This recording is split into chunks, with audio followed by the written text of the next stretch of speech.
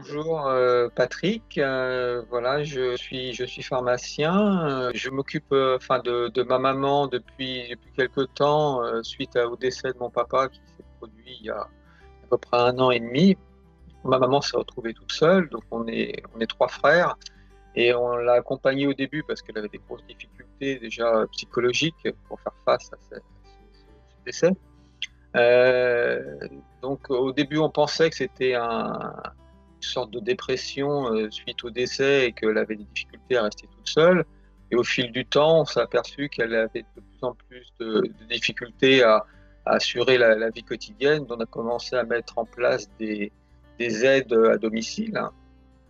Donc des personnes qui venaient faire le ménage, l'aider pour s'alimenter, enfin pour préparer la cuisine, les courses, etc.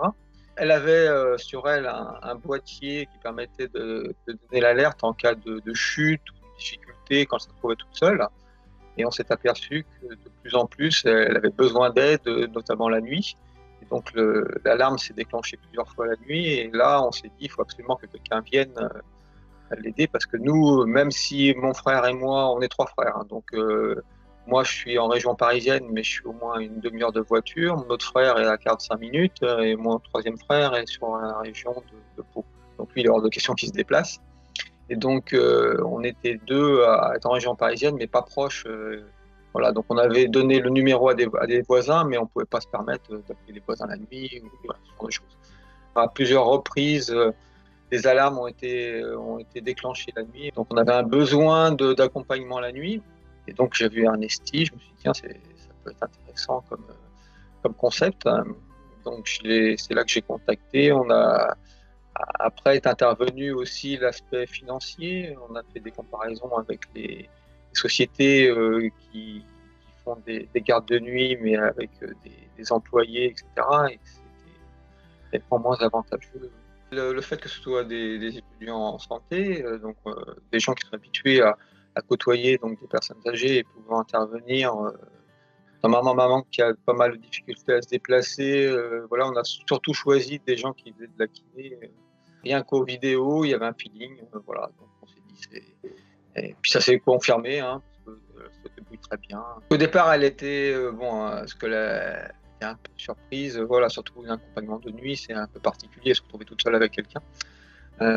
Donc au départ, mon fils, qui est âgé d'une vingtaine d'années, a aussi participé disons, à l'élan général, parce qu'il avait du temps de libre et il a dit tiens, je vais aussi accompagner mamie une partie du temps. Donc il y a eu cette petite période de transition où elle n'a pas été que toute seule, qu'avec des gens, personnes étrangères, hein.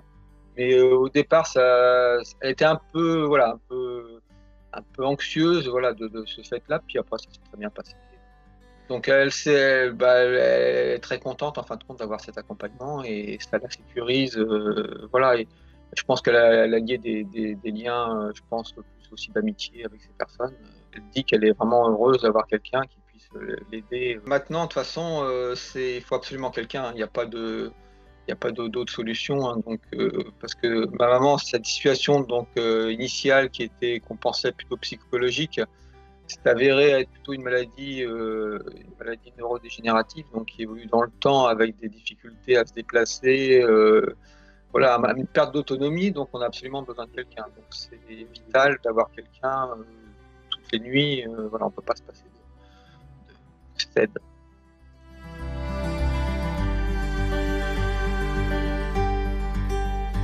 Oui, oui, c'est très bien. Ça nous permet de voir déjà tout ce qui s'est passé dans la journée.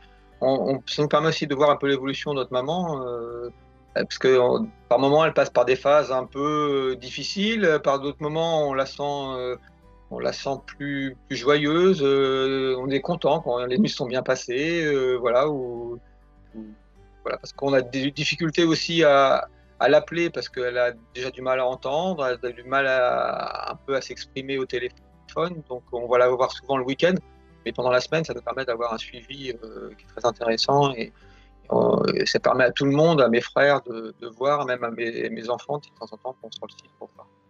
Il y a quelqu'un qui s'occupe d'elle à 100%, 24/24 presque, enfin du moins pour la nuit, après on a des gens qui viennent la journée, mais au moins pour la nuit, il y a quelqu'un 24/24 Et ça, on ne peut pas le retrouver dans une autre structure, à avoir quelqu'un qui est toujours avec nous, c'est pas possible.